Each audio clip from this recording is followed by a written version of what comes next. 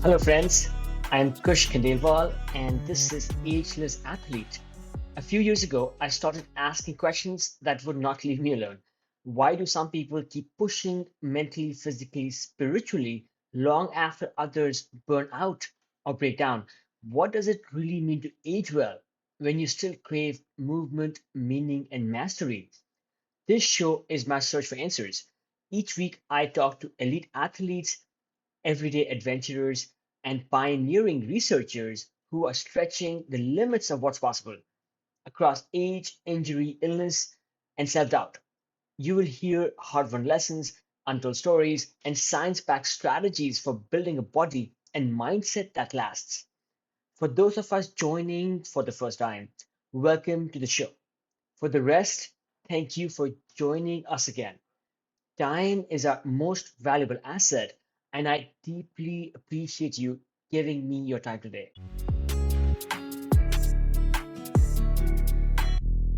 Hey everyone, welcome back to Ageless Athlete. This is your host Kush Khandelwal, and thank you for joining us again today. This show is about defying limits, not just the limits of age, but the ones placed on us by injury, fear, illness, or even the stories we have told ourselves for too long. Each week, I talk to people who are still pushing mentally, physically, spiritually, long after the world expects them to slow down. This episode today is a little different. I went back through the conversations from the last few months, pulled out the moments that created the most impact on me, and stitched together this highlight reel. These are the voices and stories I couldn't shake. You will hear from Amy Gupser, a nurse in her 50s who swam nearly 30 miles through 43-degree water towards, yes, towards the shark infested Farallon Islands, just outside of San Francisco, across from Golden Gate Bridge. And she did this without a wetsuit. Okay, you will hear from Travis Macy, an endurance athlete, sharing how running became a lifeline for his dad as Alzheimer's took hold. Then there's Ray Sahab, training between rounds of chemo and still choosing epic mountain runs to reclaim his body and spirit. Chris Burtish, alone in the dark, pushing off the coast of Morocco to paddle across the entire Atlantic on a stand up paddleboard. Then there are the quieter but no less profound moments, like Taratali, who rewrote her life with sticky notes and affirmations, and Lisa Batchin, who broke down mid desert with a bottle of water in her hands, realizing how precious it really was. Each of these voices gave me something, a lesson, a shift in perspective, a jolt of awe. I hope they do the same for you. So let's dive into this best of Q1 2025.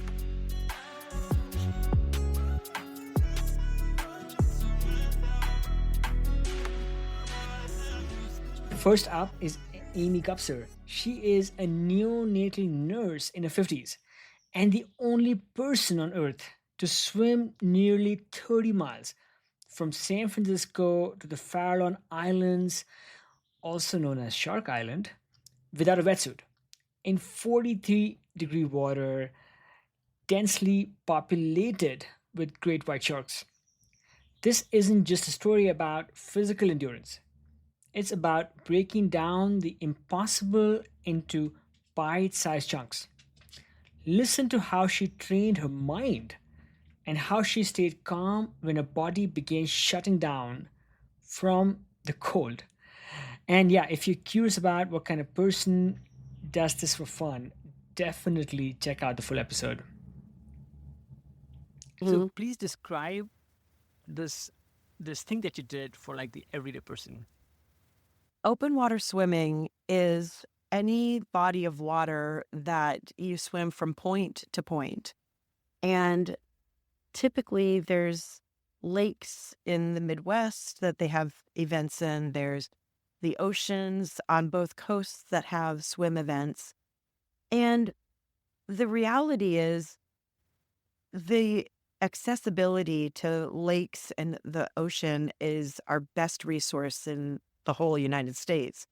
And the fact that there's initiatives to clean up this open water has just allowed more areas for us to swim in. Now we're swimming in rivers, and I swam around Manhattan Island in New York City. Like there's things that people can do now. So open water has really kind of unbridled. It has so many possibilities.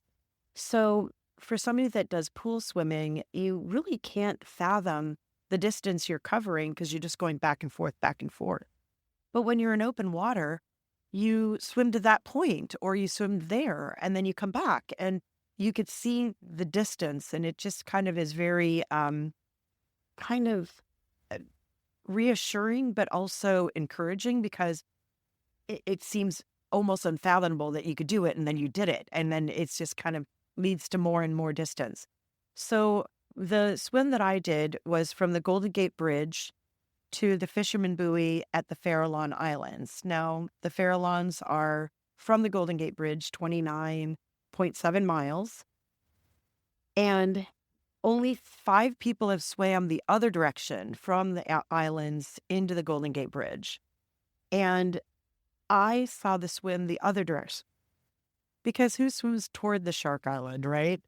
But knowing my strengths, I was able to capitalize on that. And I was able to use the colder water and the distance to the island in my favor.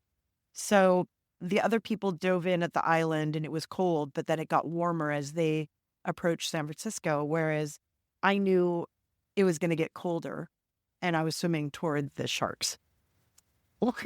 I just had to be mentally, physically prepared for this. So I spent a lot of time in the colder water. I had to train for very many hours getting ready for this swim, knowing that the water temperature was going to drop down into the 40s. So it was already starting to warm up in the bay. So I had to kind of find other areas that still had colder water, like going up to the mountains and swimming in Donner Lake. I spent time in the open water out past the Golden Gate Bridge, just out by Point Bonita, where the water temperature can really vary because of the currents out there. And so it was a lot of prep, but I still was not expecting the temperature that we ended up having for some of the swim, which was 43 degrees. And that seemed to me for a long time, but it probably wasn't as long. But it was recorded and there were a lot of upwellings. But the water off the continental shelf right there is really frigid. And so the way the current was when we were approaching the island, that's where that cold water band was. And then as soon as the tide changed, the water temperature raised back up to 50, which seemed really warm to me. But, you know, we were almost done.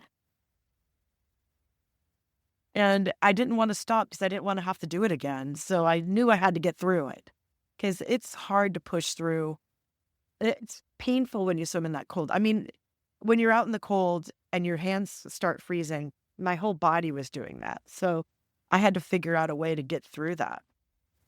So it was kind of mentally challenging, but I just knew I could do it. Yeah. Yeah, I mean, there is all the physical preparation that you spoke about. And you can do that, and you can do that. Maybe you can even double that. But when it comes down to it, it really is perhaps that mental toughness, I think, that allows you to get to the very end because there is just so much that you're having to overcome, Amy. Yeah. It's these It's the length of the swim and the environments you're having to go through and Yep. the challenges, both some of them known and prepared for, but so many of them unexpected. You Yeah. spoke about, some of the temperature variances.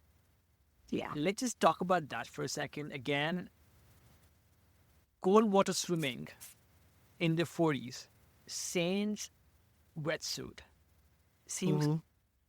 ridiculous, right? Because I swim in a I surf in a 4.3 or a 5.4 sometimes. When the water temps, drop down to the early 50s, like now we're approaching winter swells, and Hmm. people are going to be busting out their thickest wetsuits. But you are there for hours on end, again in a swimsuit, Yeah. and you are prepared for like temperatures of a certain kind, swimming in, let's say, alpine lakes and Hmm. with other kinds of training. But then the temperature dropped even further. I think it's one of those things which is hard to get one's arms around if one is Yeah. not an open water swimmer and surfs in cold water. But I think maybe the listener can just take this thing away that you have pool water. And please ask any, what is the typical temperature in a swimming pool in the It U.S.? varies. Yeah. It varies from if you have a competition pool, it's at 78 degrees, Yes. but most swim centers will be in the low 80s. Wow. So I know. And I did do a lot of training in the pool to work on my speed and my endurance in other ways. But I mean, you got to be able to compartmentalize. You can't take the whole thing was so big and so unruly and so unmanageable if you look at it in its entirety. But if you could kind of focus on one thing at a time, I mean, my swim was 17 hours. I mean, has anybody really enjoyed even sleeping 17 hours? Very rarely. You wake up sore. Like, that's ridiculous. And you can't eat for 17 hours. There's really nothing you can do pleasurable for that length of time. That's totally true. So just wrapping your head around that alone, you can't think about that. You got to kind of break it down. So it's like you go half an hour at a time. I could manage to the next half an hour, and I can manage to the next, and I can manage to the next. And you kind of just string it together. And then as far as the variables, like the temperature dropping that was unexpected, I couldn't think about it. I just had to figure out, at least when I'm swimming, I'm generating heat. When you're surfing, there's a lot of paddling, Yes. and then you wait, and then you catch a wave, and then you got to grind it back out. And then by the time you get back out in the lineup, you actually got your heat again, but then you're sitting waiting for the wave again. Then the True. temperature drops. True. So I think that that's one of the advantages of just a constant, steady pace is just that you keep generating heat. Right. But honestly, like if you just break things down into manageable pieces, you can kind of accomplish a lot of tactics and skills that you don't realize you have. That's kind of how I worked it. I just had to have a good crew around me of my really good training partners and friends. And I knew that my life was in their hand, literally. When I asked them to be on my swim, there's, the reality that we're going into shark water and anything could happen. And I don't think that we all appreciated the gravity of that ask until the swim was over and we all were really overwhelmed by that, there could have been a shark issue. There could have been, I mean, I passed a few carcasses of seals, Wow. half-eaten seals. Yeah, the Wow. captain, I know, I didn't know about it, thank God, but the captain, he's a fisherman out there, so he knows what to look for. He's looking for bait balls and what to avoid. But before one of my pace swimmers jumped in the water, because I had 3 pace swimmers that swam an hour at a time, the captain called him up and pointed, and my friend Kirk looked out and he goes, "Oh, well, a half-eaten seal." And he goes, "Yeah, a shark just ate it. I mean, that's fresh." I said, "Well, that shark ate. We're good." She jumped in the water and swam with me. And the captain, was never so unbelievably humbled by that comment, but it was true. Like, that's the shark you don't have to worry about anymore.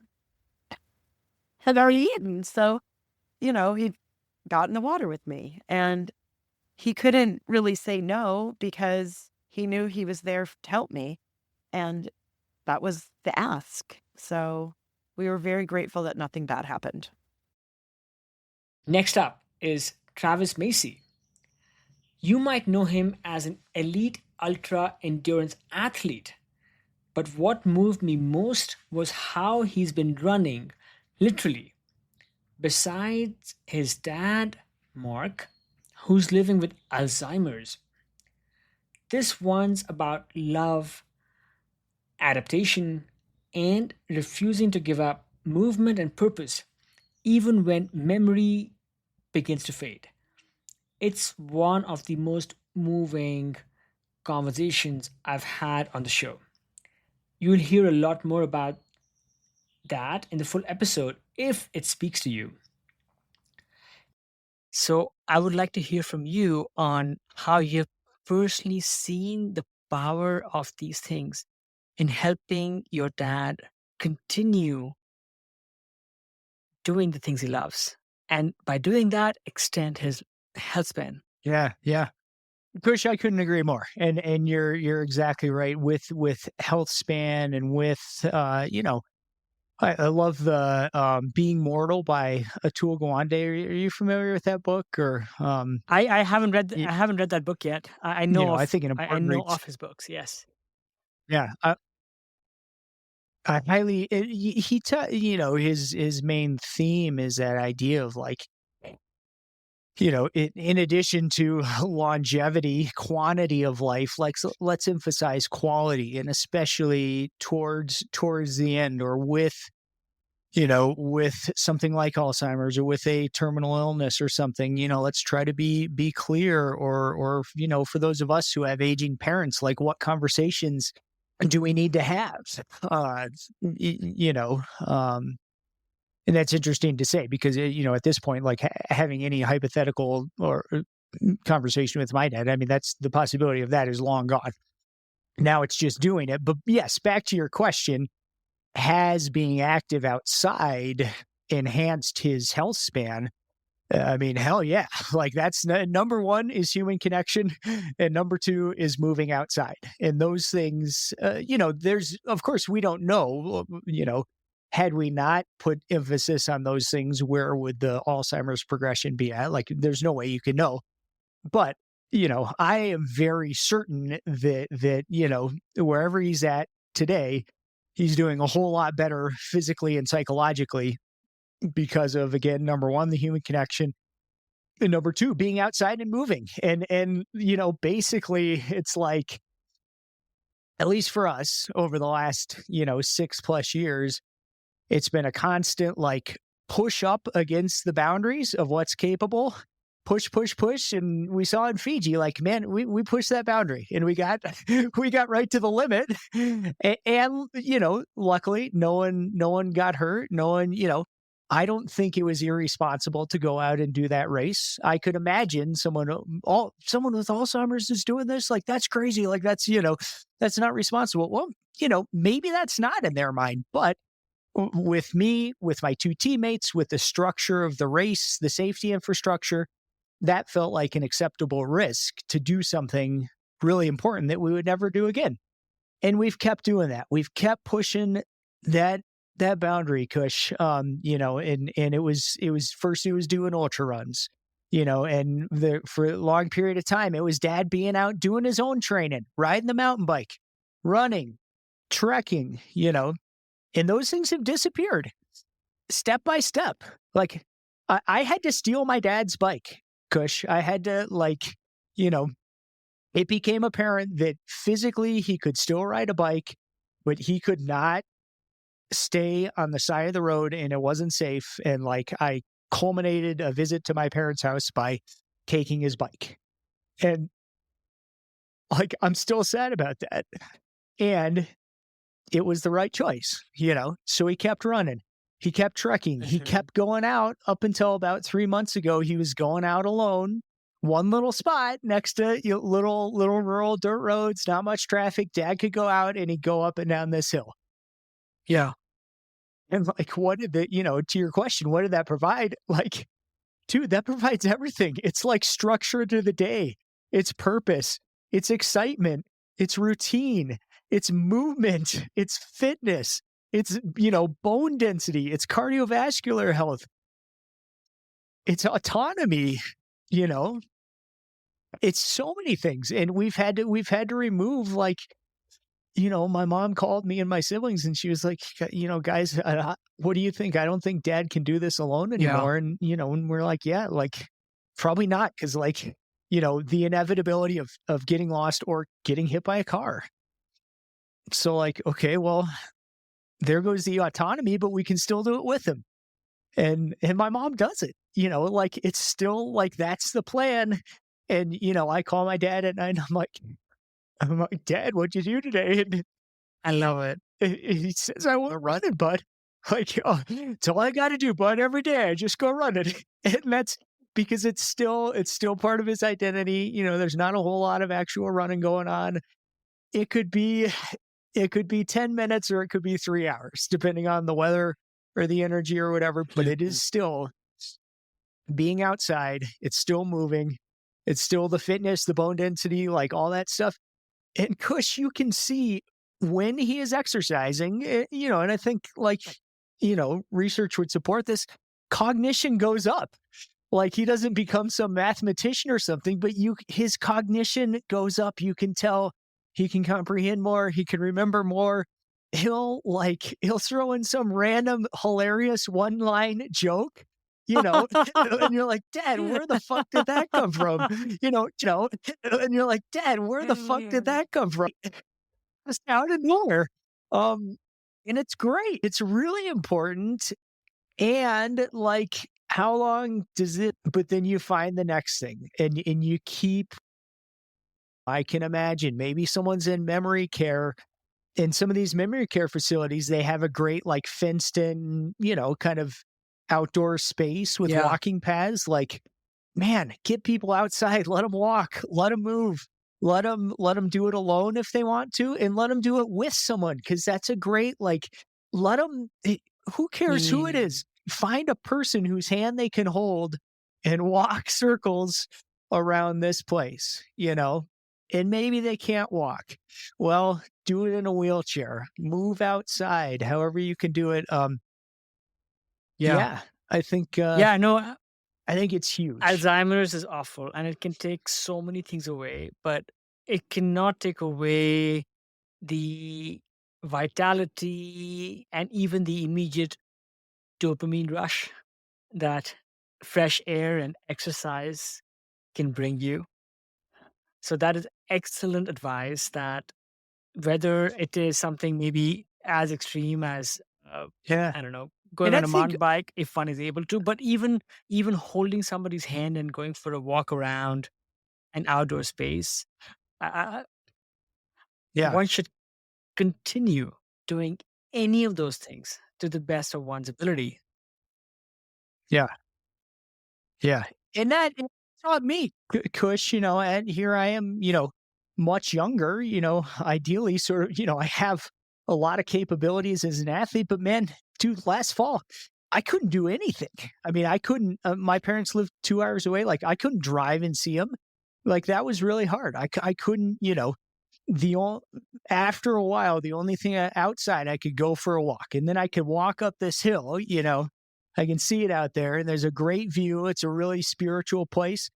And I could go walk up that alone or with my dogs or with, one of my kids or my wife or a friend.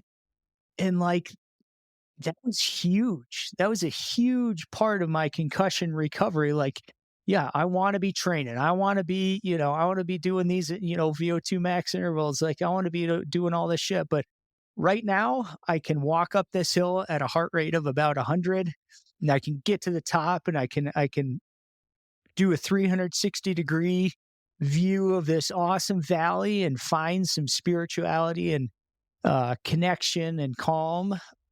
And that was huge. I mean, that's what makes me feel like an age with athlete is, finding that and being able to, you know, I kind of know. And Yeah. like anyone knows things are going to change. Like, man, there's going to be a where like I can't, maybe my kid's going to have to take my bike. There will be a last time to go skiing. Like there will be a last time for everything. And sometimes we know it and sometimes we don't, you Yeah. know. But we're gonna have to be ready to navigate those things. There's gonna be a last send. There's gonna be a last time putting on your climbing harness, getting on that surfboard. Like, it's here's the thing, it's really sad to think about, but also if we keep that in mind, like Yeah. you get on that surfboard and you're like, fuck yeah, I'm getting on a surfboard. And this may be my last time and maybe not, but like I am gonna love this.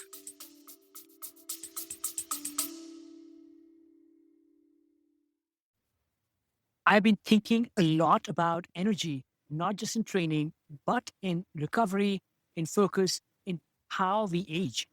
So when I came across NutriSense, it hit home.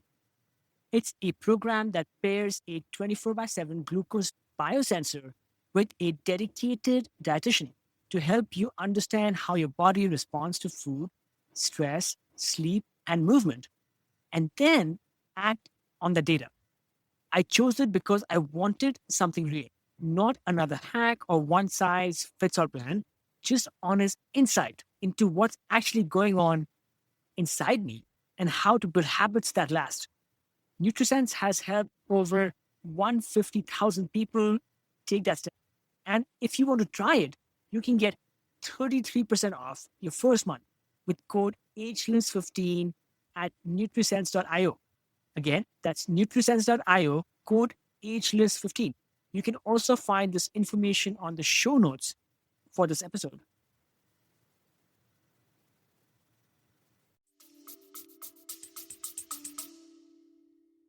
Now we hear from Jamie Justice. Jamie is the executive director of the 101 million X Prize for Health Plan Cobra Prize. She is leading the charge to reimagine what aging looks like, not just medically, but culturally. This clip gives you a taste of how we can reframe these extra 30 years many of us are living. She will change the way you think about health, aging, and even how we care for each other. And yes, the full episode is packed with hopeful and grounded insight. Clarion question here. Of course. Human lifespan, right, Yes. has already grown by a significant margin just in the last century. You're right. And on top of that, the the population of this planet It's huge. only seems to increase. Yes. 100%. Yeah. None of those are those are facts, not opinions. Yeah. So why are we using our resources to Great focus on this challenge? Oh no, so that is such a good question. And it actually ends up it is a nuanced answer.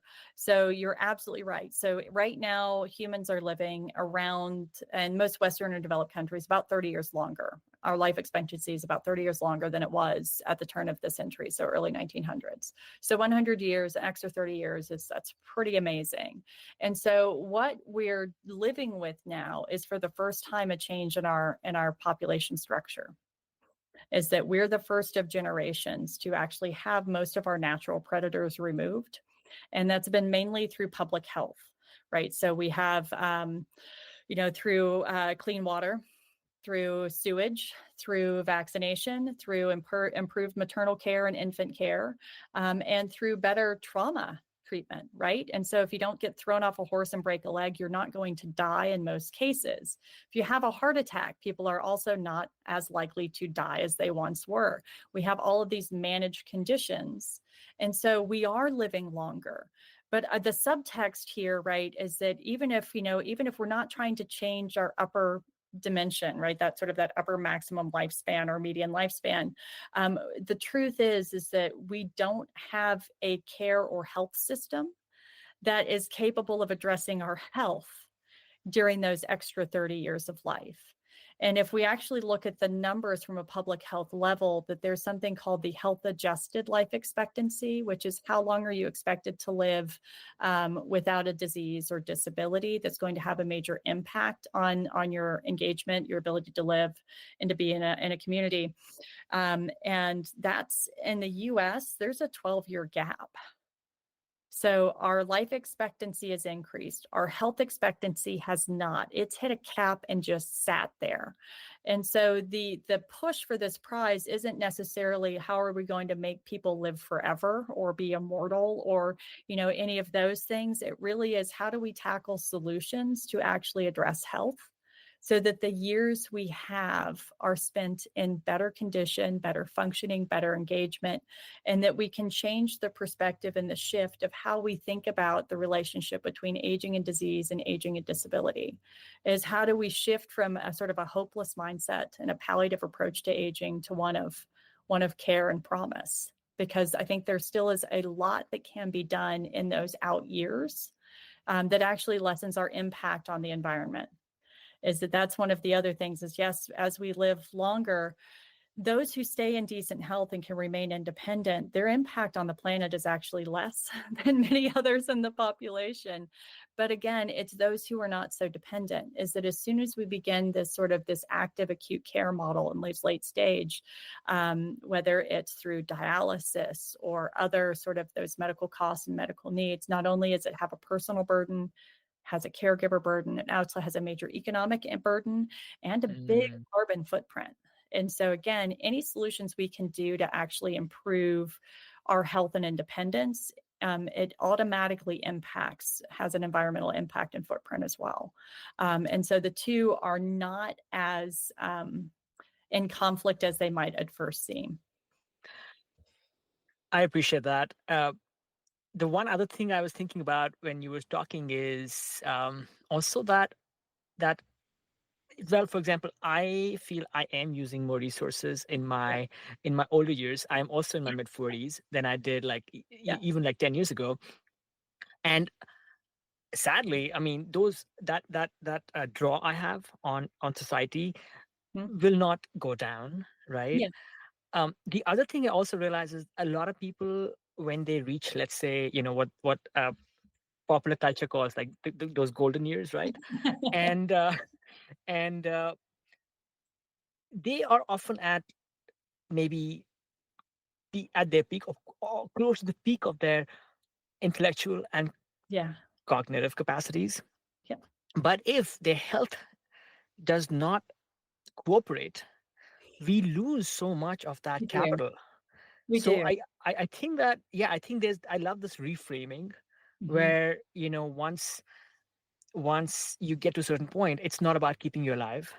Yeah. It's about helping you continue to be a contributing member of society. Actually, one other question I thought I would ask is, this is a global competition, right? Very much. Yeah. So I'll give you a snapshot. So we have right now, at the time of this recording, we're actually still recruiting. So teams are coming in from around the world. We have about 550 global teams who have registered. They're coming in from 55 countries. They're not just Western countries. Like we're seeing this, we have most continents. We don't have a team from Antarctica. That's the only major continent we're missing. I invite a team from Antarctica, but we haven't had one yet. But I mean, it's a global issue that a lot of people are talking about, because the change in population dynamic is that, and when we've inverted, we used to have what we call a pyramid, right? So you have more people that are young, you have more people that are sort of, again, children through young adult and middle adulthood. And you have this big bubble at the bottom, and then you have very few older adults. In most populations, that sort of population pyramid has shifted, where it's become rectangularized, where we actually now don't necessarily, in a lot of our Western cultures, we actually don't have more young. So we have a very flourishing aging population that our societies and our medical systems don't know how to handle. But I mean, this is also society, right? And so how do we begin to actually embrace people as they age? Maybe even as athletes, right? Maybe have a master's category that's a little more inclusive than just 40 up, encourage people to participate. Think about, lifelong approaches to education and training and reskilling. Is that maybe the job I had in my 20s isn't going to be the job I want in my 60s and 70s, but it doesn't mean that I don't have something to contribute. It just might be in a different way or with a different perspective. And that we know that when people age is that they actually do become better community members. I mean, this is one of the things that I think, wisdom is a real thing. It can be quantified. And that, our elders in our society do bring better wisdom, balance, and perspective if we give them a voice and a place to be. But if we continue to remove that power, that we're doing ourselves and our societies a disservice.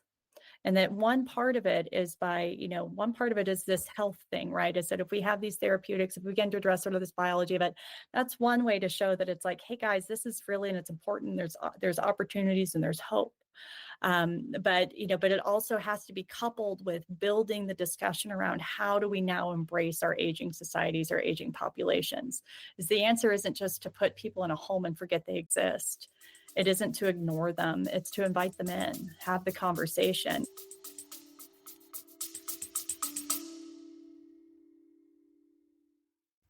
Friends, it means a lot that you're here. I pour a ton of heart into the show. The research, the interviews, the editing, it's all me, trying to share stories that matter. If Ageless Athlete has ever made you feel seen, inspired you, or just kept you company on a long drive, or better, over a run or a bike ride, I would be so grateful if you considered supporting it. Even a small amount helps keep it going, helps keep bringing the show to you for free. You can chip in at buymeacoffee.com/agelessathlete. Again, buymeacoffee.com/agelessathlete. You can find the link on the show notes as well. Thank you for listening and for being part of this.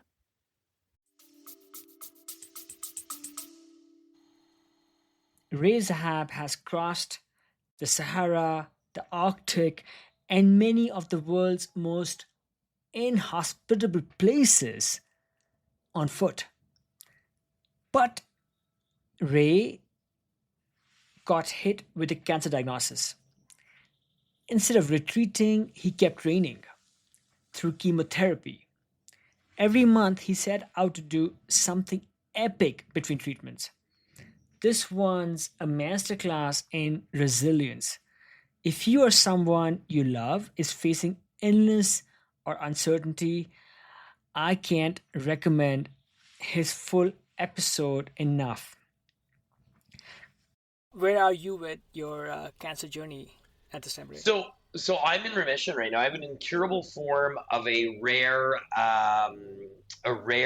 form of a lymphoma, which is a blood cancer, and it sort of reared its ugly head for me in 2020. I was training for an expedition, an adventure, and I was like not feeling myself. And as a matter of fact, for a while, I was starting to feel like I was sort of like, I don't want to say degrading, but I was like not at my peak anymore. And I thought, am I just getting old? I mean, I'm 55 years old, right? So maybe, I mean, that age is part of it, right?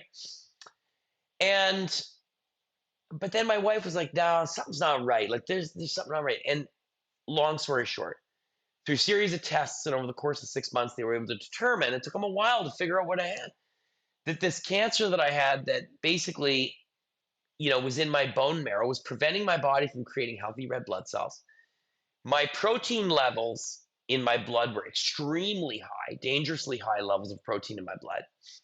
And so it was affecting my ability to function, create healthy cells, everything. And so I would have to go into 6 months of intensive chemo and monoclonal therapy in order to, beat this thing down into remission. Punchline is I feel great, better than I have in years. I at the trails, I've tons of single track right behind my place where we live. I'm setting times on those trails that I haven't done in 10, 15 years. I mean, I'm in amazing shape right now, and I've got all kinds of expeditions on the go. But during that 6-month process of going through chemo, I was allergic to the monoclonal therapy, so I would get really sick. And the way it would work is I'd have 2 days of monoclonal and chemotherapy. Then I would have 25 days off. Then I would go in for the next session. And it would repeat itself like that for 6 months. And I made a decision. I thought to myself, I've earned the right to sit on the couch, binge Netflix, eat a bag of chips for the next 6 months, and get ready for chemo and do it again. But I decided, no, you know what? I want to get myself in the best shape I can. I want to tackle this thing head on every month. I want to come out of it and try to feel less shitty every month than I do the previous month that I've gone into the chemo. So I made a goal that I do 2 days of treatment. I come home, I'd be sick on the couch. And then a couple of days and my wife would get me up. I'd start moving. I'd go for a walk. I'd start out with a 500-meter walk. And that was my first day of training. And I'd start all over again. And I'd get myself back up to a point that I was feeling really fit, and I would go somewhere in the world and I would do something with the approval of my doctors and all that stuff. Safely, I would go and do something epic. And I did trips all over the place, all kinds of stuff. And I did this, and I repeated this process every month for 6 months in order to be in the best shape I could to tackle the next rounds of chemo, but also to mentally prove to myself that I could overcome it.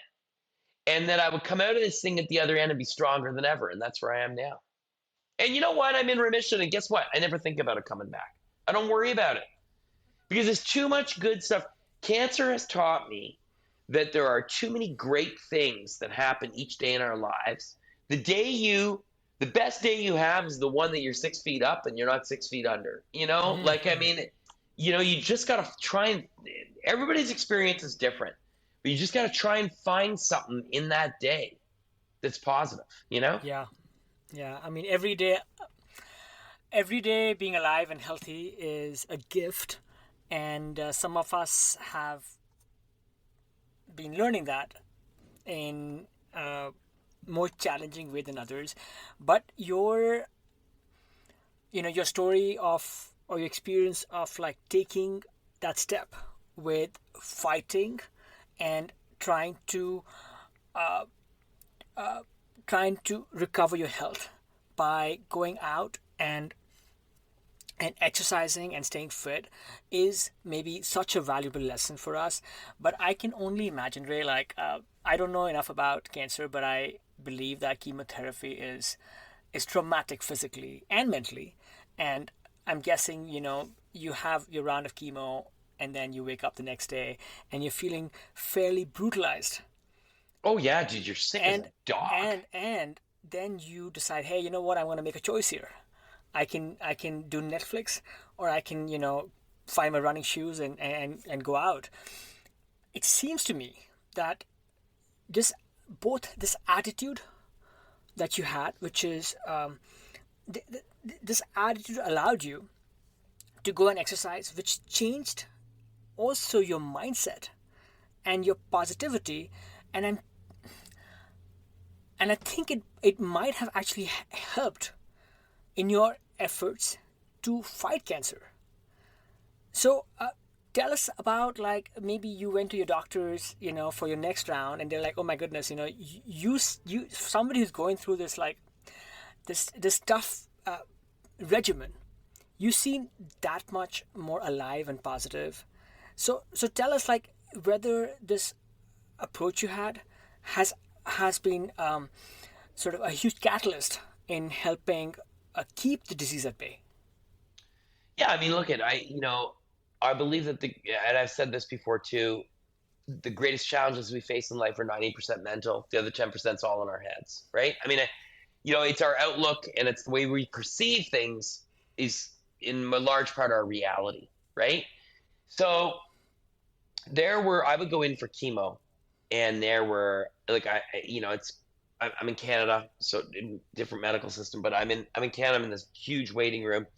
All these people that are getting chemo for all kinds of various cancers, right?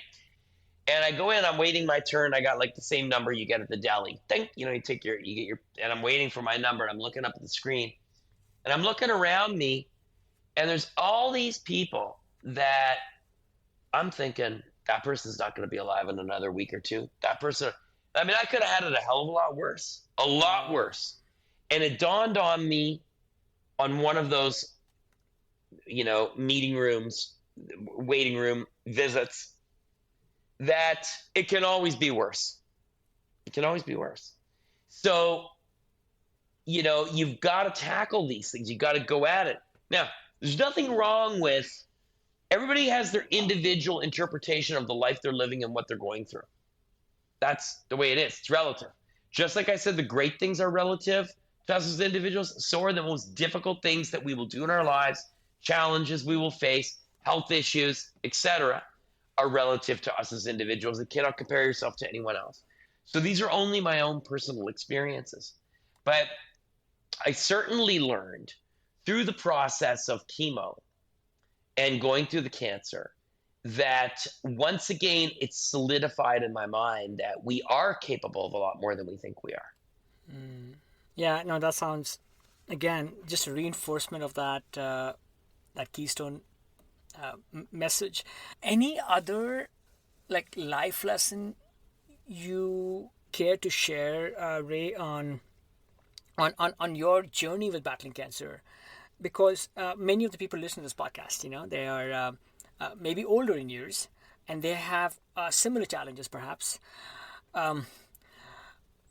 What what can they do when they're being when they feel overwhelmed by life challenges? Either something as big as this, or maybe smaller, but equally paralyzing. Well, I mean, look at it's you have to look into your own life. There is no magic bullet or the perfect words or the concept that's going to save the day. It really has to be an individual decision to change one's mindset to the situation that they're in, from relinquish mode to attack mode, and to fight, not flight, and that's something that one has to find within themselves, and it's a journey. And on that journey, you learn things, and no matter what, unlike choosing to go and do these things or take on challenges or get off the couch, you don't have a choice. If you're tackling a major health issue, you got to treat it or die. That's what's going to happen, So you got to be up for the challenge, and you have to figure it out really quick.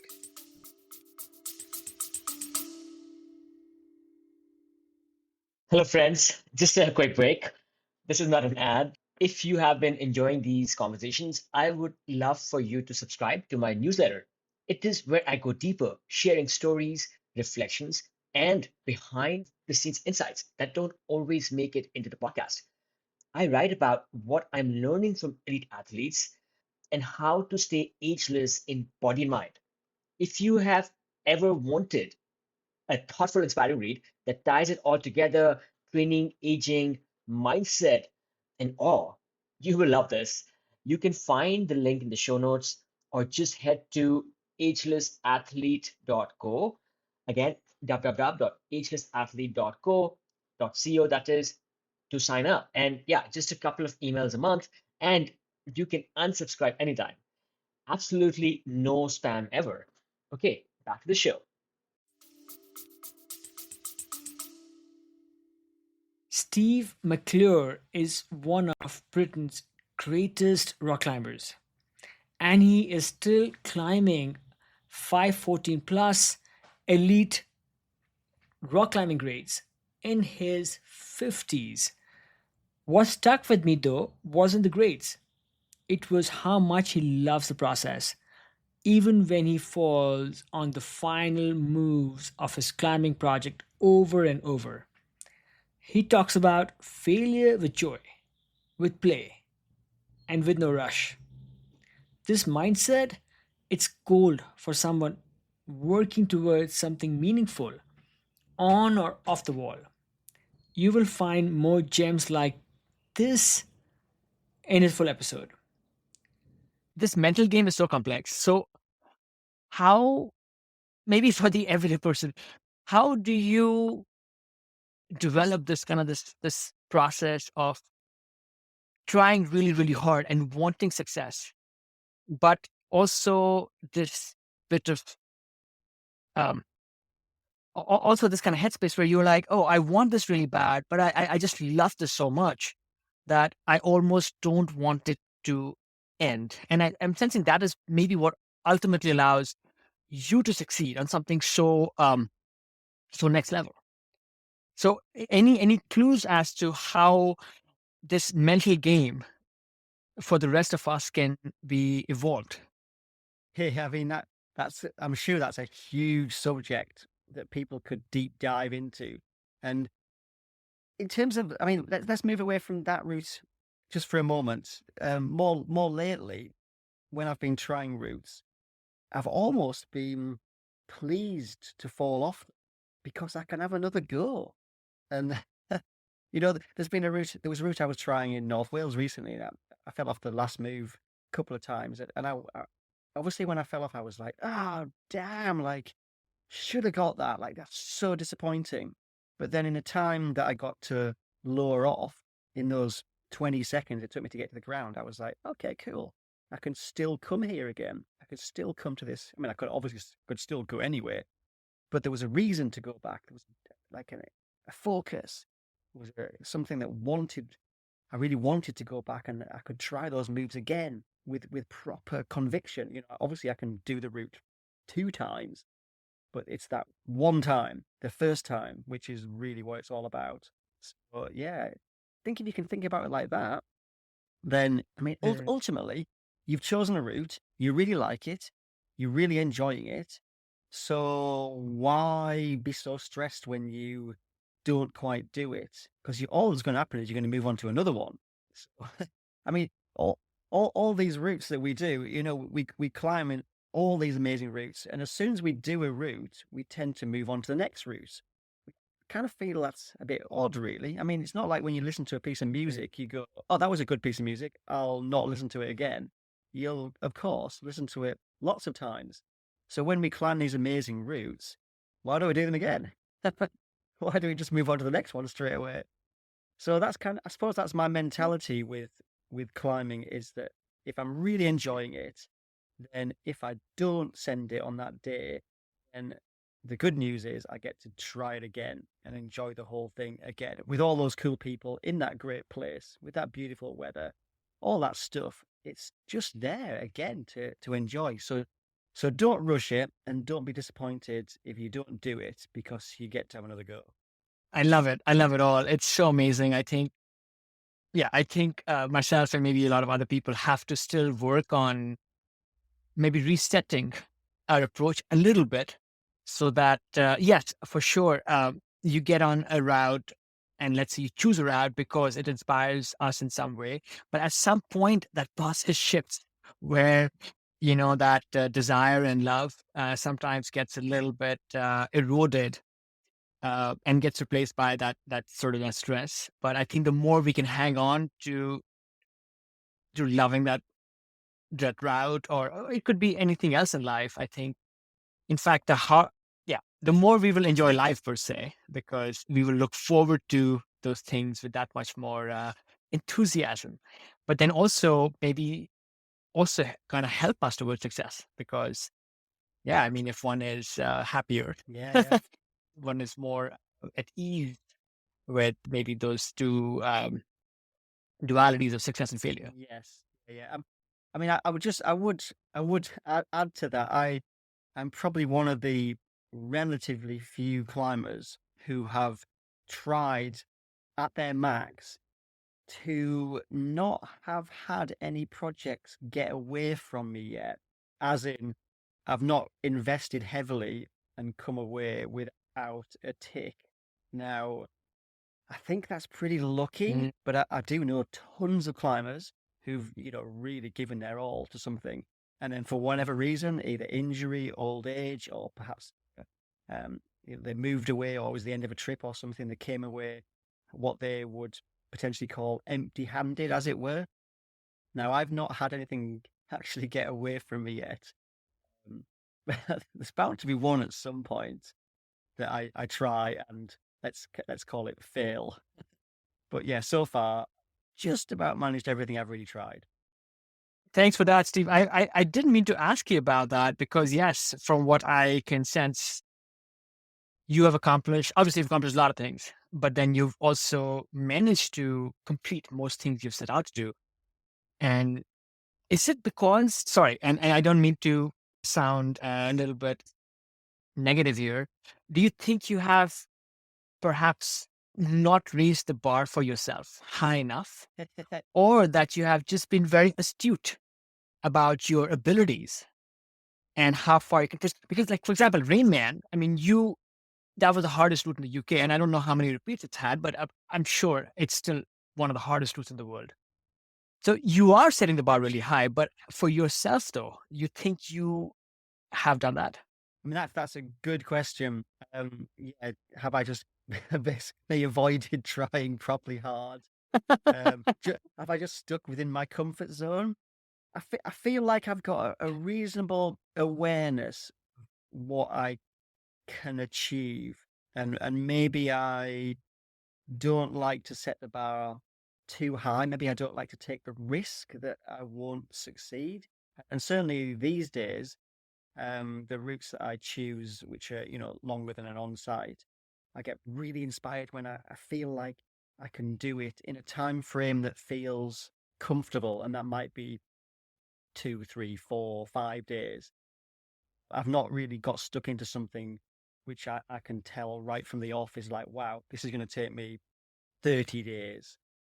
I'm not sure I've even got that in me anymore to get involved with something that hard. But yeah, in the past, maybe when I just thought this is going to be too hard, I'm not going to invest in this. Maybe I haven't put the bar as high as I could have placed it. I mean, people say, if you're not falling off, you're not trying hard enough. Chris Burtish is known for surfing some of the world's biggest waves. But this one is next level. He paddled solo and unsupported across the Atlantic Ocean on a stand-up paddleboard. It took 93 days. He pushed off from Morocco alone in the dark with no send-off. What followed is, well, you will hear. This moment captures day one. The full conversation includes storms, near-death moments, and some serious soul. I would love to spend a minute on the transatlantic paddle, and perhaps you can take us into day one. Okay. So what was going through your mind as you pushed off the coast of Morocco? When I started that journey, I was in Morocco. We had run out of money for the project because of the conditions were really difficult. So I couldn't leave because there were storms that were hitting the Moroccan coastline. So we had been there for a month. The craft had been sent to the wrong country. Then it got sent somewhere else. We still have no idea why it got sent to another country, because like literally that shouldn't be possible, because on the bill of lading on the ship, it said that it was meant to be going to this one location in Morocco, but somehow it did. And it sort of derailed the whole project. And it was almost like there was someone trying to sabotage the entire project starting. Hence the reason why I was actually alone on the dock by myself. My team had flown home. I got told that if I didn't leave that morning, I was going to get put in jail because my visa had expired. There was no one on the dock because I couldn't tell anyone where I was leaving from, because we had a whole lot of issues with safety and security of myself for me starting the expedition. It was like someone was trying to stop me from moving forward with it. So I couldn't tell anyone where I was. So I left from that dock completely alone at 5 o'clock in the morning. No friends, no family, no team, no one on the dock. And to push out in the pitch black. Wow, so definitely no send-off party. Yeah, I was my own send-off party. And when you're doing something like that in a foreign country with no one else around, no support, no team, nothing, it was the most terrifying moment of my entire life. To do something, to push off in the sheer blackness out into the Atlantic, to do something that everyone told you is impossible. And another guy that had tried 6 months before me that had only lasted 30, not even 18 hours before having to get rescued by the Coast Guard.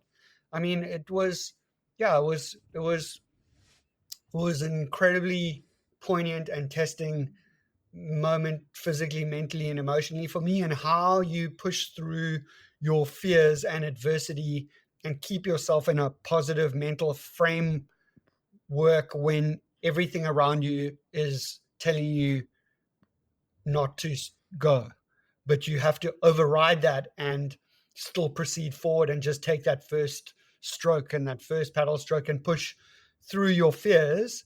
And I think it's a great example of life. You know, you've got to move through your fears, and you've got to take that first step and overcome it, because it's what's beyond your fears and what's beyond your comfort zone. That's actually where your greatest potential lies and your greatest self lies, is beyond your fears. And there's an amazing quote that I heard somewhere quite recently that says that fear is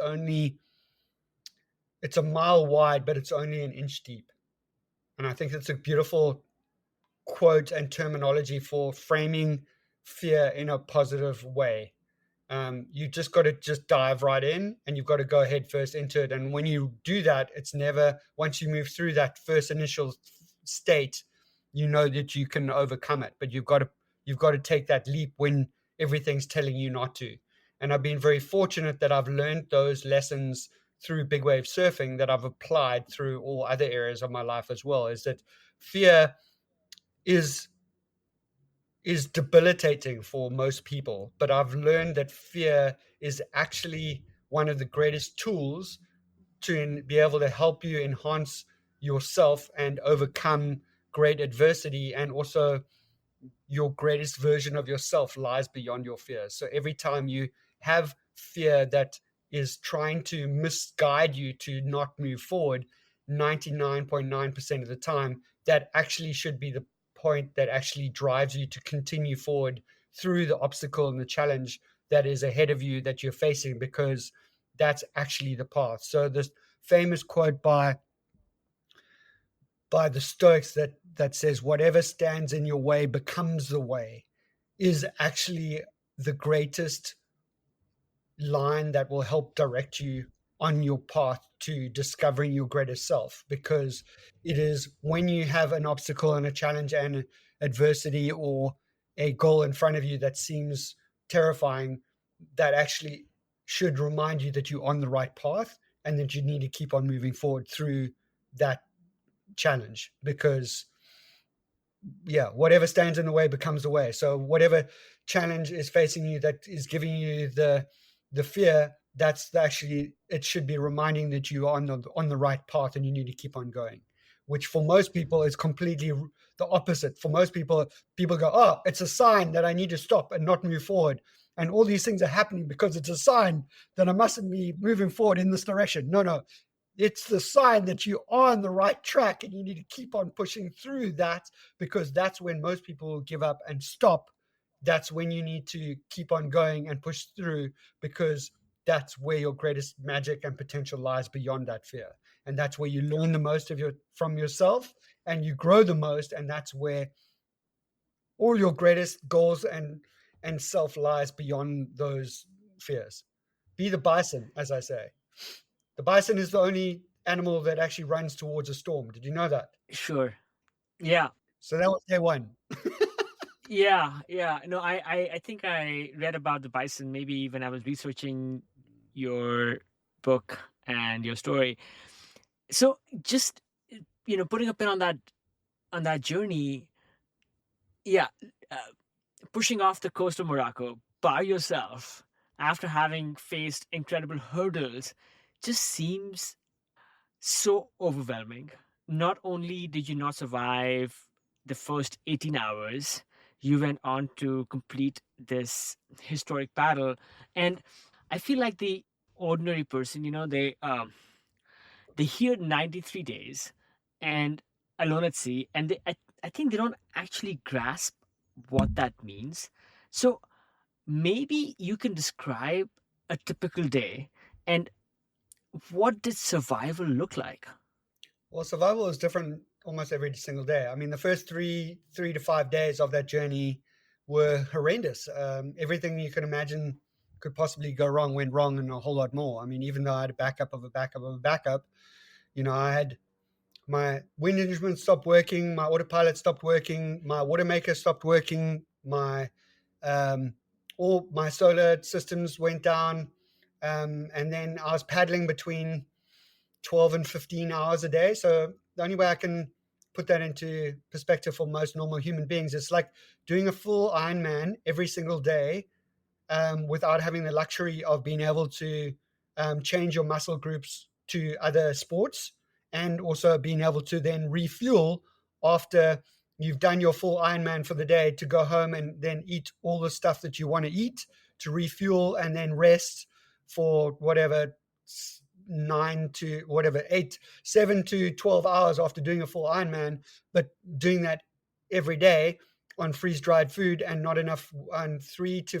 4 liters of water a day, where I should have been on 6 to 10 liters of water a day, and then not having more than an hour and a half to 3 hours sleep, and doing that every day for 93 days. But most people talk about 93 days and they're like, oh, okay, 93 days is not too bad, because you just at night, then you go home and you turn off the lights and you jump into bed like you normally would, and you wake up the following morning 7 to 9 hours later. Well, I never had more than an hour and a half sleep, two stints of probably 45 minutes at a time, and I didn't have enough food to be able to like replenish what I was putting, like that I was taking out of my body every day.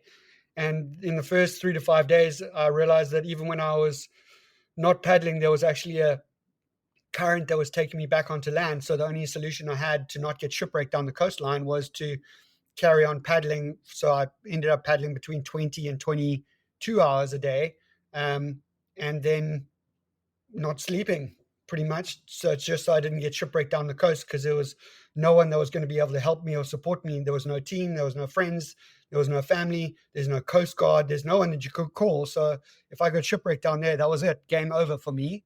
So only solution I had was to not sleep and get enough further away from the coastline so I didn't get shipwrecked on the coast. And that was in the first 5 days. And then after that, I was pretty impressed and happy with myself that I hadn't died yet. So I sent out a message to say, well, if I can get through the last 5 days, then I can get through anything. And I pushed send, managed to get a signal. And when I sent that mail, what I didn't realize, what I sent out to social media, was that the incoming information that I got back was the weather forecast, which was that I was just about to get hit by probably the biggest storm of the entire journey, which most people don't really understand. When you're on a craft that's only not even a meter wide and this much above the water, you got water coming over you all the time. I got hit by, I don't know, a 10, 15-foot wave that hit me from the side and knocked me off the craft just before dark that evening. Thank goodness my emergency tether engaged and I got dragged behind the craft underneath the water for about 30 seconds before the craft slowed down, and I pulled myself back up onto the deck. And then I realized it was too dangerous to be out on the deck in those conditions, because if I got separated from my craft for more than like 3.5 seconds or 4 seconds, if my tether snapped, my percentage ratio of survival wasn't like 50% or 20%, it was 0, instantly, game over, because my craft would drift away from me faster than I could swim. So don't get separated from your craft, otherwise you're dead pretty much instantly. And that night was probably the most intense storm I've ever endured on any journey. I had 6 to 8 meter waves. I had 50 to 65 knots of wind, getting semi-turned upside down in the middle of a storm in the middle of the night. Sounded like my little capsule was getting disintegrating around me, and my capsule was only as wide as my shoulders and not as long as I'm long. So I couldn't really sleep, and I was getting knocked around inside, trying to make water with a little boiling hot little lit stove to be able to make freeze-dried food. So you can, there was just a plethora of different challenges that hit me during that night. And then I deployed the parachute anchor to be able to stabilize myself in the conditions. And then I had this creature that got stuck in the craft, in the parachute anchor, that started dragging me through the top of these waves into and through these crazy conditions. And then I realized that I either had a whale or a giant squid that was stuck in the parachute anchor, dragging me and my craft down through these giant waves. I had to try and release myself. So I cut the line. Then I got caught inside the line, and the craft rolled with me attached to it in the middle of the storm, in the middle of the night. And it was like so far beyond what you can possibly imagine. Realized that there was a giant squid that had actually got trapped in the parachute anchor that we tried release. I got stuck underneath the craft when I got rolled while I was trying to release the giant squid, and then I got trapped underneath the craft, cut the line. When I cut the line then ended up going through my finger and almost taking it down to the bone. And then surviving that night, getting through to the following morning, realizing that my main steering system had been ripped off through the night, besides me almost losing my finger. Only thing that stopped me losing my finger was that my gloves and my taped hands had sort of protected me from that. And then I got pushed into the shipping lanes and then almost got ran over by probably between 20 and 30 super tankers as I got caught in like the busiest shipping channel in the world for 19 hours while I'd had no steering, getting blown down the shipping lanes. Yeah, and that was within the first week. And then I'd chosen the Canary Islands to just as an exit plan to be able to escape just in case everything went to shit, which it did. But and my water maker still wasn't working, so I didn't know if I was going to have enough water for the journey. I damaged a lot of my freeze-dried food, so I didn't know I was going to have enough food for the journey. And then I couldn't use the Canary Islands as an extra strategy because the weather and the wind was too severe, so I couldn't go into any of the safe harbors because I had no steering. I'd almost lost my finger, and I didn't have the steerage to be able to get into the Canary Islands to be able to go in to get all the stuff fixed. And I knew if I did try and go in, that I probably wouldn't be allowed to be able to leave because of everything that happened. So I decided to just carry on, and I realized that I did the numbers on all the different things that I still had, food and water, and I figured out that if everything went correct after that, and I got into the trade winds and everything moved faster and my craft got lighter, that I would be a lot 30% lighter, and then I should just have enough to be able to get to the other side. But that was a calculated decision, knowing of everything that had gone wrong, and that if everything went as I was hoping, which it never does in the ocean, then I would get to the other side one very skinny pirate or die trying. Sean Dollar is a Guinness record holding big wave surfer, and also someone who came back from a traumatic brain injury that almost took his life. What stayed with me was how he now sees fear not as something to suppress, but as something to carry and use. This clip touches on that. But in this full episode, we go deeper into fear, identity recovery, and how to advocate for your own health.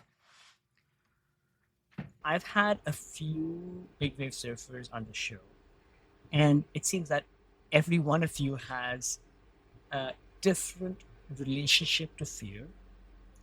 So, how do you handle that inevitable adrenaline spike when you see this huge wave coming at you? And is there a trick you have developed to keep your mind calm in those moments, and sometimes even seize this incredible opportunity like you did? Yeah, we're definitely cut different, for sure. All those big wave surfers look at fear in a different way. And when I look at fear, I look at it as it is an opportunity. It's an opportunity to, it turns on that fight or flight mechanism. Do you fight or do you run? And most people run, and that's okay. It's a defense. But it's also like if you turn and fight or you decide to stay, it unlocks all these senses, you know, and unlocks like another level of your mind being able to react and be present in the moment. And so, you know, like Dune has a really good quote, which is fear is the mind killer. Most people let fear destroy them. And fear for me was always like, it used to destroy me. And then I learned like, this is the most powerful tool. And fear can allow you to get through a situation. And it just happened to be that not everyone's cut different. Not everyone's cut the same. I'm cut different. But like as I worked through that as a child and I worked through that as a young man, surfing bigger waves in the ocean, I never found fear that stopped me. You know, like most people find their limit, and I never did. And I don't know, it's that's not for everybody. You know, like I don't know if everybody can work through their fear to become fearless in all these situations, but I just could deal with it. I could quantify the how I'm going to get through it, and use it to my advantage. I'm sure some of this fear management was maybe just your natural gift. But is there anything else we can take away from what I love about what you said is using, you know, turning fear into something positive, into a tool? I a lot of times go and speak to kids about, hey, tell us about your world records and stuff like that. And obviously this question about fear always comes up. And I always tell the kids like this simple analogy, which is like, what if you looked at fear, like fear is like this weight, right? Like when you're scared, you could feel it on your chest. It's like carrying something with you, right? Well, what if you played with that fear and you put it in a backpack and you didn't change the weight, you carried it on your back? All right, it's one way of dealing with the same weight, this heaviness. And now, okay, now I'm a little bit more free. I can move. I got my fear. I'm not ignoring it. But now what I tell the kids to do is imagine that backpack is actually a rocket, and I want you to light that fear and now use that fear to propel you to where you want to go. And so it's like just changing the dynamic, changing the shift in your head and playing with the fear of being like, I own it, I'm moving it, and I'm using it, you know? And I don't know if that works for everybody, but that was kind of how it worked for me. Lisa Smith Batchin is an ultra runner who completed a 586-mile crossing of Death Valley on foot, all to raise money for clean water.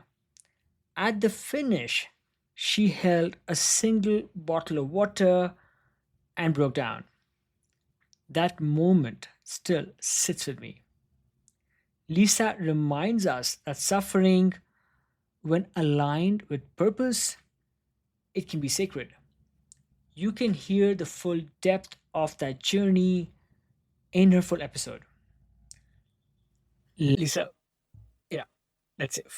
Almost 600 miles from like the lowest points to the highest points of the US.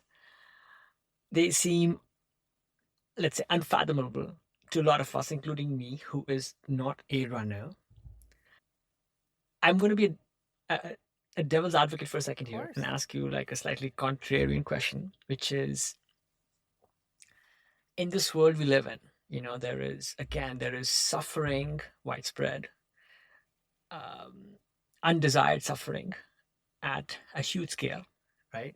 All kinds of suffering that is out there that people want to get out of. The suffering that you went through was self-inflicted. So what is the point of that? The point of it, that's a very good question. The point of it is truly to embrace one's self. You know, really, you're learning so much about yourself. and about life and about other people and your surroundings and obstacles that are thrown in your path and how to work through them. I feel like it's helped me immensely in other areas of my life, realizing that we're so much stronger than we think we are. We're so much more capable than we think we are. We're all like big balls of clay that can be molded. I mean, you can be molded one way or the other. The way that you're molding your big ball of clay yourself is up to you. I feel like it's when I've, write my books, it's when I do all these things. I haven't written any books yet, but I've certainly written them in my head, in my mind. But the core of challenging ourselves, I think that we are all meant to do that. And it doesn't have to be physically. It does not have to be a physical challenge. There are all kinds of ways to challenge yourself through knitting, through sewing, or, there's whatever it is that you choose to challenge yourself to do. I want to read 100 books in a year or whatever it is. I mean, put your whole self into it and hold yourself accountable, because the only person that is you. You make your decision. I made my decision that that's what I wanted to do for that. I did it. I raised money for clean water wells. I called it a project, bad water for good water. So when I put a purpose behind it with some passion, there's always a greater sense of the suffering changes. When I think of somebody who's holding a glass of dirty brown water and that's all they have to drink, that breaks my heart.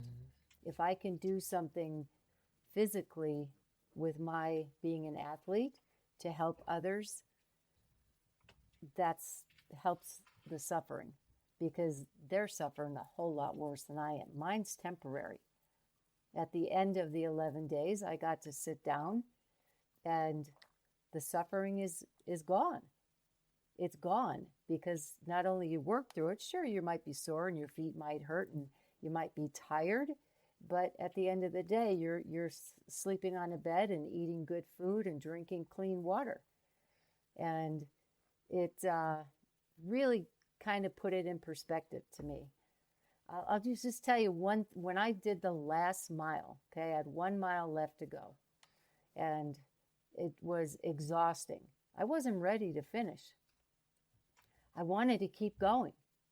I wanted to keep going because I thought, like, geez, I felt so at peace with like just moving on my feet. My good friend Vincent, who was on my crew, brought me a bottle of water and said, I think this will be enough to get you to the finish. I mean, it's 125 degrees.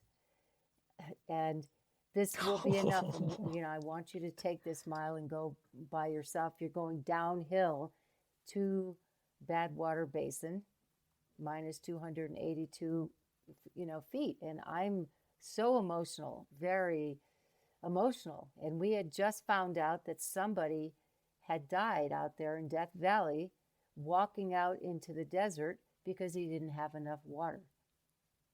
So here I am walking with this bottle of water, moving to the finish of this 586 miles, thinking that this bottle of water was my lifeline. This bottle of water, like the whole process, the whole sense of all of it came down to that bottle of water and the gift of clean water. And if I didn't have that water, there's no way I could have done what I did. So it just like sensible, like thinking like, wow, this peace came over me of how fortunate we are to have clean water. And that bottle of water could have saved that guy's life. It was I know it's hard to understand, but it was so emotional for me to think of like putting that all together. I can imagine, Lisa, because like I guess, many things in life. I mean, it's all about timing. And this epiphany came to you at this most Yeah, raw that's moment. exactly a raw moment.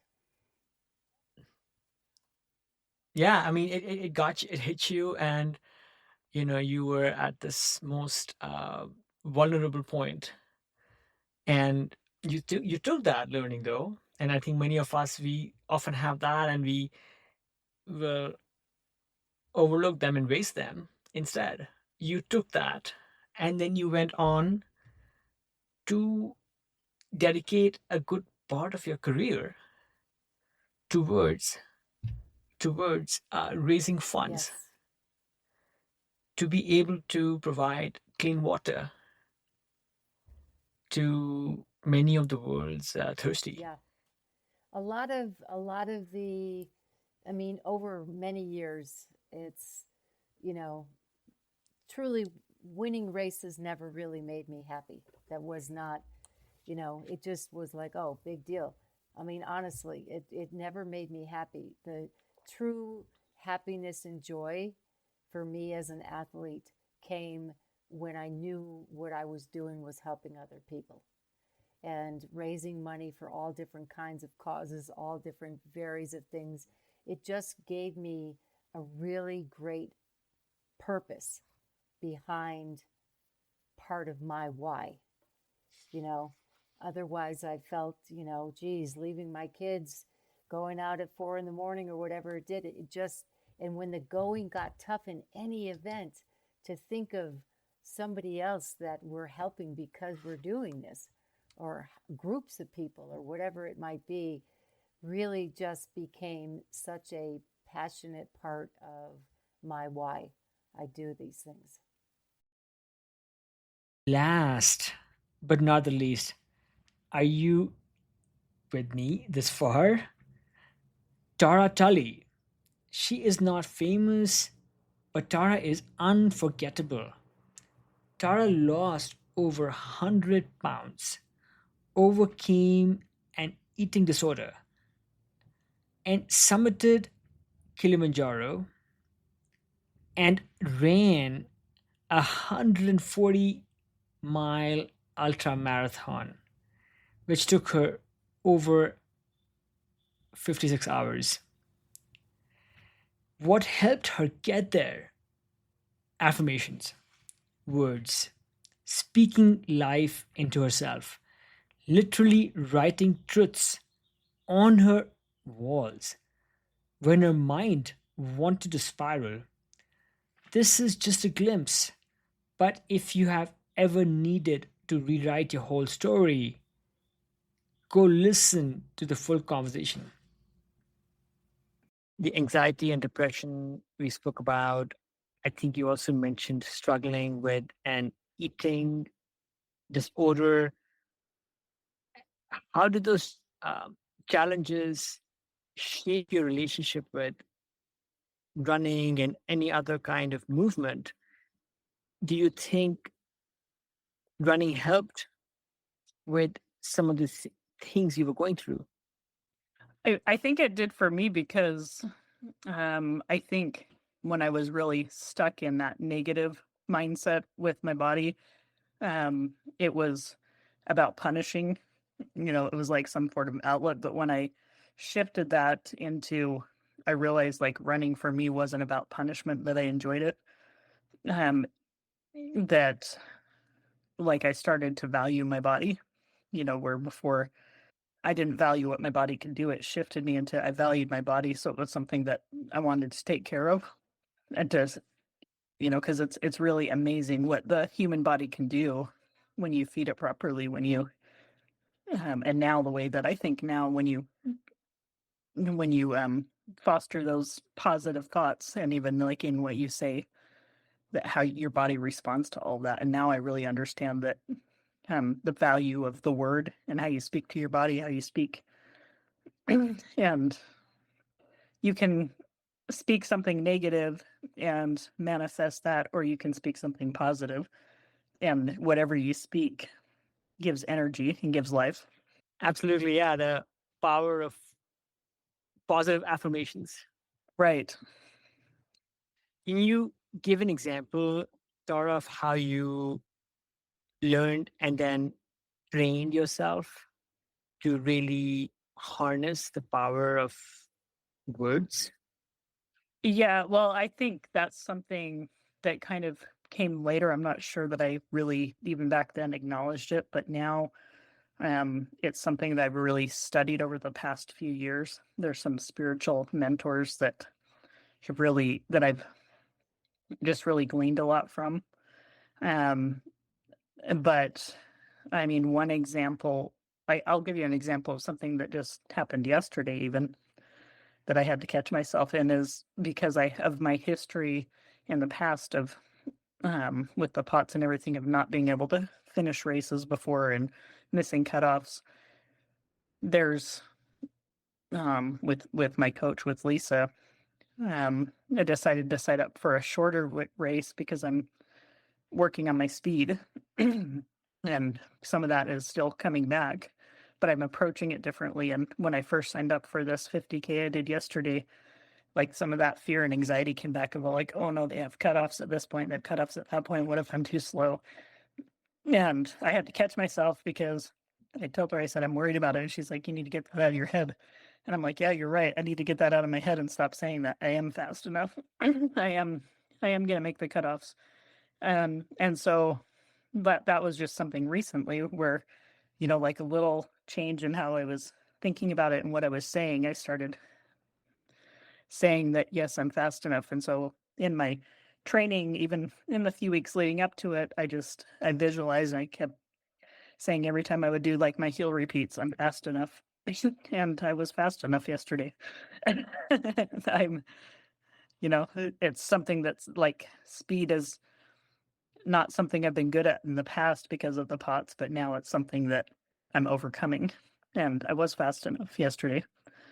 But it all starts with our words and what we're feeding. And then because we start thinking differently, we start training differently. I love this, Dora, and I think we could all stand to learn a little bit from your tools that you have developed. So these words that you have, can you just talk us through that process? Do you write those words down? Do you have like maybe stickers around your house where Well, as you walk by, then they remind you that this is what you need to be saying and thinking? well, yeah, actually, so one of my spiritual mentors that when I first started really doing this a few years ago was Patricia King. She wrote a book called The Power of Decree. And I use scripture, and I go off of like based on scripture. So I'll find like a word, a scripture that talks about whatever problem I'm trying to overcome. And then I'll go off that and I'll write like a decree or an affirmation. And my house that I lived in Tucson, I actually had these all over the wall over the house. And whenever I would start to like think negatively, I would go and I would read them on the walls. I would read them out loud. I read them. And then it really worked. I mean, it got me out of some negative thinking with some of the things I was going through at the time. It got me, and then, like one of them was finances, where I was like needing finances. I would start writing things about like paying off debt or whatever. And then, there would be people would bless me with money, or I'd have extra job that I wasn't planning on. And so, but it all starts with how we're thinking, what we're saying, and aligning ourselves with those words, because we make this, and, it's not just, doesn't just magically happen, but it's like, when you start saying it, you start getting ideas, or you start aligning yourself differently. Then if you're negative, you start seeing opportunities, or you start making decisions and choices that align with what you're saying, or what your affirmation is, what your decree is. Powerful. And Okay, let's talk about again your journey through those years. I believe in 2007, yeah, you ran your first marathon, and then you followed up with another marathon and then a 50 miler. So, and then you talked about how when you felt like you could keep going further. Can you speak mindset at that point? What was it about you at that time? And what made you think that you were this capable, this strong to have not only completed the run, but had the energy to just keep going? Well, I think I have some kind of innate need to see what my limit is and see if there is a limit. And I also don't like, I've always kind of been this way. Like if I failed at something or if I wasn't able to complete it and somebody tells me, oh, maybe you just can't do that, there's something in me that rebels and has to prove, like, no, I really can do this. And so so I don't know if it's something about, like, to prove somebody wrong. And I don't know that, like, you don't get to tell me, you don't get to put these limits on me. You don't get to tell me what I am and am not capable of. So when I was hit with POTS, for example, in 2010, and had some challenges with that, I had already, like, a trip plan to summit Kilimanjaro 6 months after I was hit with that health condition. And what the internet was telling me was, oh, well, people with POTS have, at that time, there wasn't a lot of research on POTS. But, you have maybe a 25% chance of being permanently disabled, and people with POTS have exercise intolerance and are gonna live with the quality of life with somebody with congestive health or congestive heart disease. And there was something in me that just said, no, that's not going to be me. Like, I had to prove that wrong. That wasn't going to be me, and I was going to summit that mountain.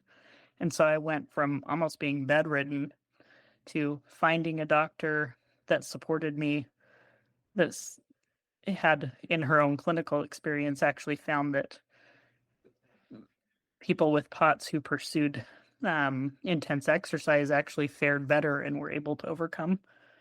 And I worked with a specialized dietitian at that time too, to figure out my body's specific nutrient needs. And we had to do a lot of testing and trial and error, but I did summit that mountain 6 months later.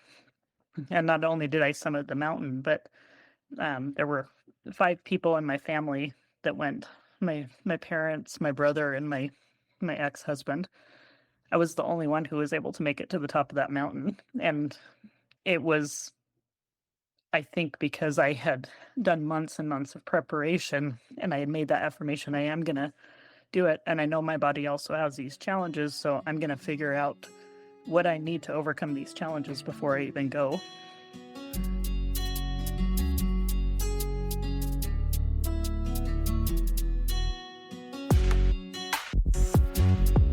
That's it, folks. Thanks for tuning in to this episode of the Ageless Athlete podcast. I hope you enjoyed this show just as much as I enjoyed creating and producing it. Whether you are an athlete looking to push your limits or someone striving to maintain a healthy, active lifestyle as you age, there is always something new to learn. From Ageless Athlete, we bring you a fresh episode each and every week. If you liked what you heard, we would love it if you would take a moment to subscribe to the podcast so you never miss an update. And if you really liked what you heard, please leave us a review, crush those 5 stars on Spotify or Apple Podcasts or wherever else you listen to your podcasts.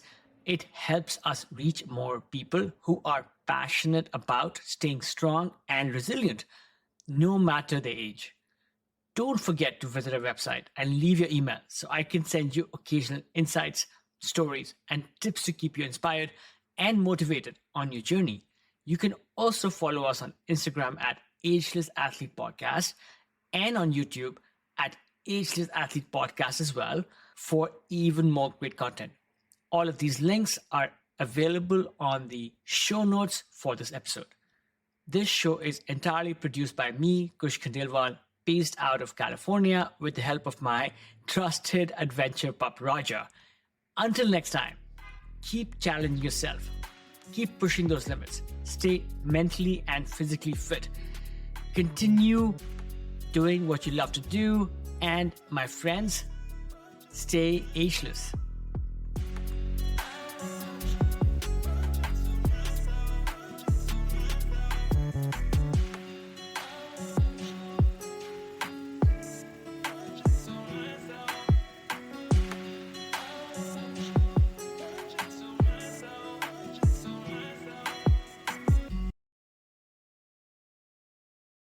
Friends, this is not an ad. This is just a quick message to those amongst us who are listening to Ageless Athlete podcast for the first time. I would love it if you would hit subscribe and follow on your favorite podcast app, whether it's Apple Podcast or Spotify or Stitcher or Overcast or what have you. We bring you stories and routines and other inspiration from elites in the world of the best outdoor sports. In each episode, you will find how these athletes stay connected to the outdoors, maintain peak performance, and continue to thrive as they age. I encourage you to look through Brad episodes and listen to a couple and see if they resonate. And then, come back next week. We release an episode each week. And I am really inspired to bring you some of the best stories from the world of the outdoors. Okay, back to the show.